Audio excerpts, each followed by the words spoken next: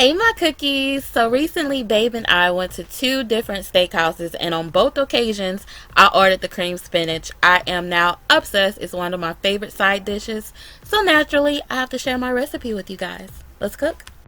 Here I have some frozen chopped spinach that I have thawed, and I've used my paper towel to squeeze all of the excess water. We do not need that water in our spinach, so make sure you have a quality paper towel to do this, because if you're like me and you're cheap, you're going to end up using the whole roll trying to squeeze all of that water out. But it's important, okay? Now let's put it aside.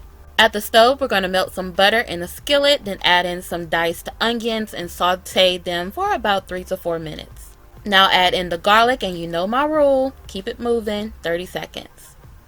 We're going to make a light roux, so we're going to add in the flour. Stir that around for a minute to cook out that flour taste.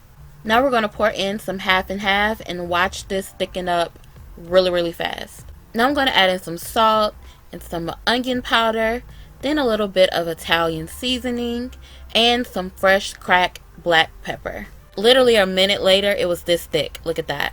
So good and creamy. Now stir in some softened cream cheese until it dissolves. Now add in that spinach. And here I'm adding some freshly grated nutmeg. Don't skip it. Gotta have a little cheese, so I added in some shredded parm and some shredded mozzarella. Once it heats up and melts, it's ready to eat. And cookies, that's it for our creamed spinach. The recipe link will be down there in the description box. Don't forget to like, comment, and subscribe. Until next time, be blessed.